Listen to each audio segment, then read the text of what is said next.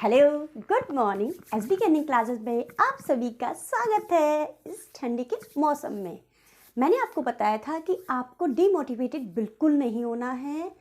और आज मैं लेकर आई हूँ आपके लिए उन स्टूडेंट्स के लिए जिनकी तैयारी सो है और जो इस एग्ज़ाम में ही अपना सिलेक्शन चाहते हैं। देखिए, एग्ज़ाम में सिलेक्शन लेना कोई बड़ी बात नहीं है।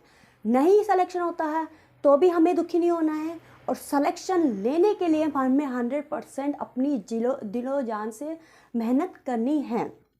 मेहनत इन द सेंस ये नहीं कि हमें कोई बोझा ढोना है, सिर्फ और सिर्फ हमें अच्छी सी रणनीति, अच्छी सी टाइम मैनेजमेंट के साथ आगे बढ़ना है। और टाइम मैनेजमेंट के लिए मैंने वीडियो डाल रखा है, आपको उसी अकॉर्डिंग उसी बेसिस पे चलना है, क्योंकि वो आपको समझो आप समझो आपका सिलेक्शन कंफर्म है।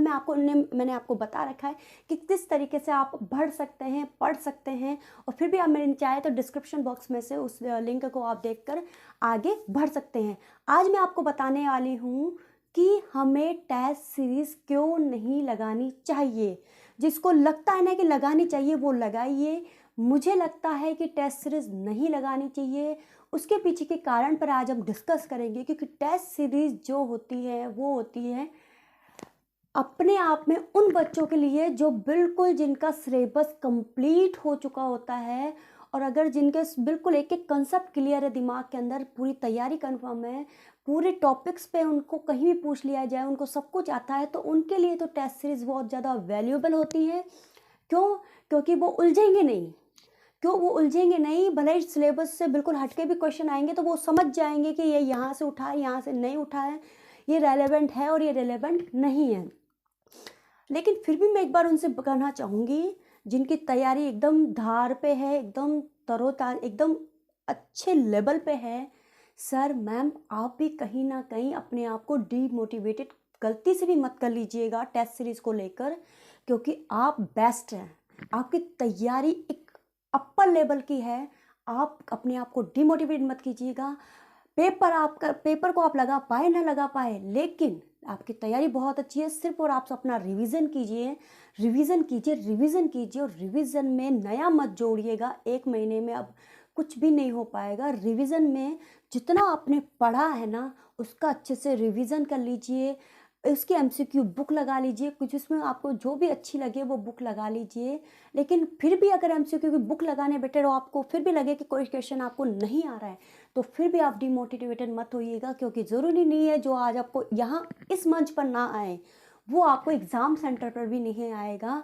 आप विश्वास मानिए, 150 क्वेश्चंस आएंगे। 150 क्वेश्चंस में से अगर आपने 70, 80, 90 जो भी आपने अगर 100% प्योरिटी, 100% रिलायबिलिटी, 100% सटीकता से कर दिया ना, तो आपका सिलेक्शन लेवल मतलब उस पे स्टेज 1 पे रहेगा। बाकी बचेंगे उसके पीछे जिनकी तैयारी 100% से नीचे है, 80, 50।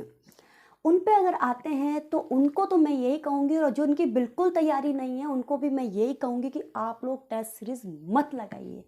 आप लोग टेस्ट सीरीज़ मत लगाइए। कारण मैं आपको बता देती हूँ, आपको भी पता है। मैं यही कहती हूँ कि इस आने वाले एक महीने में आप कोई भी टेस्ट सीरीज़ मत लगाइए। आप एमसीक्यू भी देखते हैं ना पर्टिकुलर रिलेटेड टॉपिक से, तो पर्टिकुलर रिलेटेड टॉपिक में अगर आपको एमसीक्यू नहीं आता है और आपको लगता है कि फैक्चुअल है, इंपॉर्टेंट है, हमें लर्न करना चाहिए, तो लर्न करना, लेकिन उस क्वेश्चन को लेकर डीमोटिवेटेड मत होना। और कोई भी आपके साथ वाला जो आपको डीमोटिवेटेड करे कि यार कुछ नहीं हो सकता, इतना पढ़ लिया, इतना है, इतना नहीं है, इससे मतलब कुछ भी नहीं हो पाएगा, कुछ इतना पढ़ने के बाद भी सब कुछ ऐसा लगता है कुछ याद नहीं है। देखिए, उनकी बातें एक बार के लिए सही है, आपको भी ऐसा ही लगता होगा, लेकिन ऐसा नहीं है। जब आप पेपर सेंटर पे बैठेंगे, पेपर देने बैठेंगे, आपके दिमाग में क्लिक करेगा। आपका दिमाग हमारे आईसीटी के जो कंप्यूटर से है उससे भी तेज है। आपका दिमाग वहाँ क्लिक करेगा, लेकिन क्लिक कब करेगा?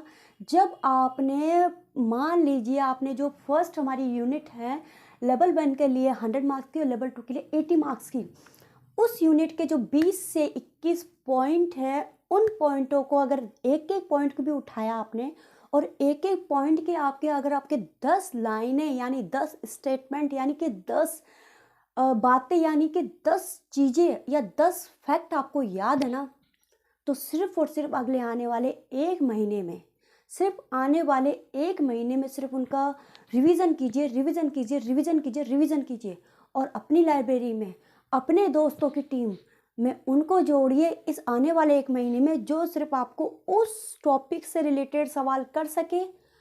आप उनसे पूछिए, वो आपसे पूछिए। अगर वो आपसे नहीं पूछते तो समझिए वो आपका रियली में इस समय के लिए वो आपका दोस्त नहीं है, वो आपका हितैषी इस समय एक सवा महीने के लिए वो आपका हितैषी नहीं है। मेरी बातों को अदरवाइज मत लीजिए, जो मैं कहना चाह रही हूँ सिर्फ उतना ही समझिए।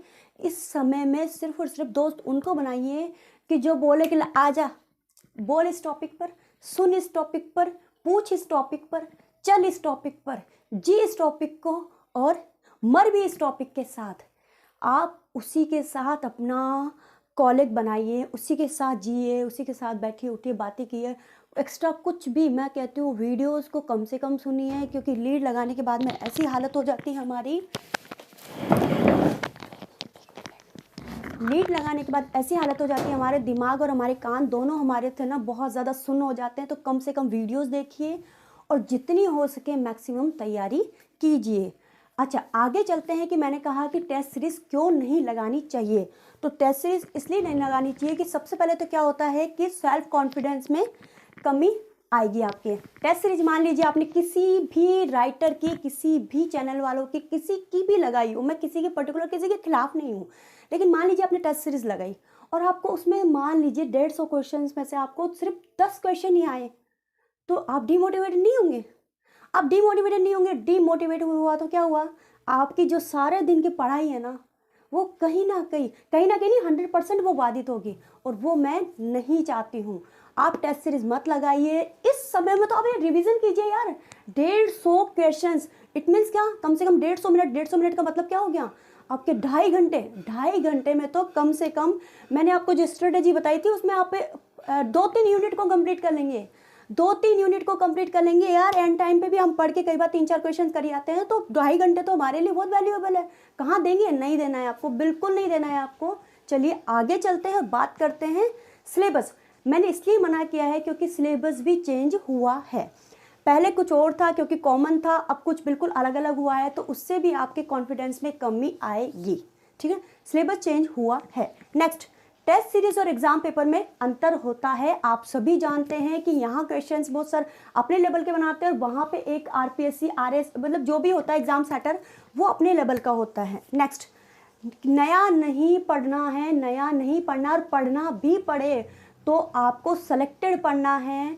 10 से 15 पॉइंट से ज़्यादा मत उठाइएगा, क्योंकि आप नहीं पढ़ पाएंगे। रायता मत फैलाना, रायता फैलाओगे तो अपने दिमाग को खराब करोगे तो 24 घंटे खराब करोगे, 24 घंटे खराब करोगे, 24 घंटे 30 दिन से मल्टीप्लाई कर लेना, वो सारे दिन आपके खराब होंगे और आपका सिलेक्शन कहीं ना कहीं बाधित होगा। नेक्स्ट, वीडियो वॉचिंग से बचे, और वॉच करना पड़े तो भी किसी अगर पर्टिकुलर टॉपिक पर आपको नोट्स लिखने पड़े तो उस समय में ही लिख डालो, अलग से उसको समय मत देना, क्योंकि आपके पास अलग से समय देने के लिए नहीं है। और मैं तो ये कहती हूँ कि आप कहीं ना कहीं किसी ना किसी बुक से अगर वो पर्टिकुलर टॉपिक मिलता है तो उसके बुक से नोट्स बनाओ। अब नोट्स भी मत बनाओ, आप एक चैप्टर लिखने बैठोगे ना 2 पेज का, तो भी आपके कम से कम लगेंगे 5 घंटे। 5 घंटे में तो आप कितना ही सिलेबस रिवाइज कर लोगे। लिखने से बचो, लिखने से बचो, लिखने से बचो। मेरी वीडियोज भी मत वॉच करो, कुछ मत करो, आप तो सिर्फ पढ़ो पढ़ो पढ़ो, आगे बढ़ो।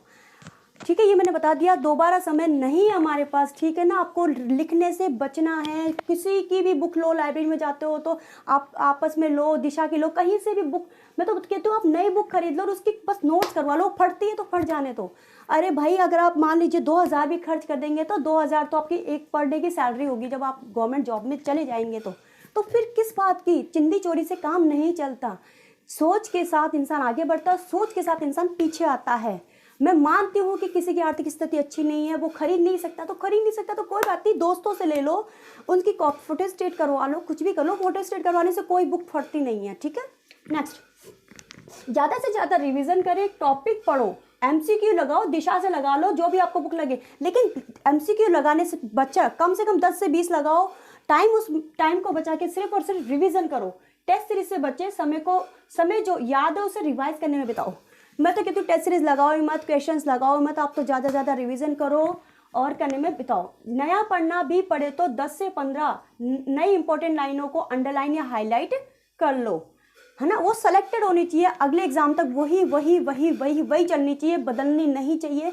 सच कहती हूँ आपके पास अगर 100 रुपीज़ है ना, 100 रुपीज़ है ना, तो 100 रुपीज़ में से 10 रुपीज़ के आप इन्वेस्टमेंट पे ध्यान दो, 90 रुपये को खर्च कर दो, ध्यान मत दो, सिर्फ 10% पे ध्यान दो, 10% कर लो, 10% कर लो। जिनको लगता है कि मेरा सिलेक्शन बिल्कुल नहीं हो सकता, उनके लिए कह रही हूँ कि आप सिर्फ 10% तैयारी करो, सिर्फ 20% तैयारी करो, तो 30% तैयारी करो, मतलब थोड़ा सा ही आगे बढ़ो, ज़्यादा आप एक इकट्ठा मत करो, आप नहीं कर पाएंगे। और हो सकता है कि इसी एक सेलेक्टेड मटेरियल के साथ कहीं ना कहीं आपका सिलेक्शन कंफर्म हो जाए। नेक्स्ट, सेल्फ मोटिवेटेड रहे। अगर आपको कहीं भी गिरते हैं, झुकते हैं, कहीं भी आपका मोटिवेशन कम होता है, तो आप मुझसे बात कर सकते हैं।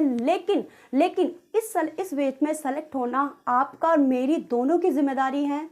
हमें सिलेक्शन इस बार ही कंफर्म करना है। नेक्स्ट टाइम का वेट हम नहीं कर सकते। सिलेक्शन हमें इसी समय चाहिए। और हाँ, रोज़ सुबह 5 बजे आपकी नींद खुल जानी चाहिए। शाम को जल्दी सो, एनर्जेटिक ड्रिंक लो, जूस वगैरह, दूध वगैरह, फ्रूट्स वगैरह, जो आपको खाना है खाओ। इस महीने में आप जियो, अगले महीने में बचा लेना, लेकिन इस महीने में बिल्कुल मोटिवेटेड रहे, अपनी एनर्जी को बचाए रखे, परिवार वालों से दूरी रखे, अपने आप को सेल्फ मोटिवेटेड रखें। हाँ, लेकिन कहीं भी आप डाइवर्टेड हो, कहीं भी आप मानसिक रूप से परेशान हो, तो अपनी फैमिली में इन्वॉल्व हो, घंटे 2 घंटे के लिए अपनी अच्छा म्यूज़िक सुने, अच्छी आप जो भी आपको कॉमेडियन अच्छा लगता है वो सुने। लेकिन कोशिश करें कि इस कान में जो ईयरफोन वो कम से कम जाए, आपका मानसिक संतुलन बना रहे बिल्कुल। और सुबह 4 या 5 बजे से लेकर 10-11 बजे तक की पढ़ाई तो आपको करनी ही करनी है। यूँ समझो कि आज शाम को आपको कुछ नहीं पढ़ना है, जितना खींचना है सुबह जो रात को सोकर उठे हो, जो एनर्जी है, उस एनर्जी को 100% इन्वेस्ट कर दो। रिजल्ट आपके और मेरे सामने होगा। मैं भी यही हूँ, आप भी यही हैं, मेरे पिछले वीडियोस भी आपको यही सब कहेंगे। तब तक के लिए दीजिए इजाज़त, और उम्मीद और आशा के साथ यहाँ से जा रही हूँ कि आप अपने काम पर लगे रहेंगे, अपने टारगेट से नज़रें नहीं हटाएंगे, क्योंकि यही हमें सिलेक्शन और जीत की ओर ले जाएगा। तब तक के लिए दीजिए इजाज़त। धन्यवाद।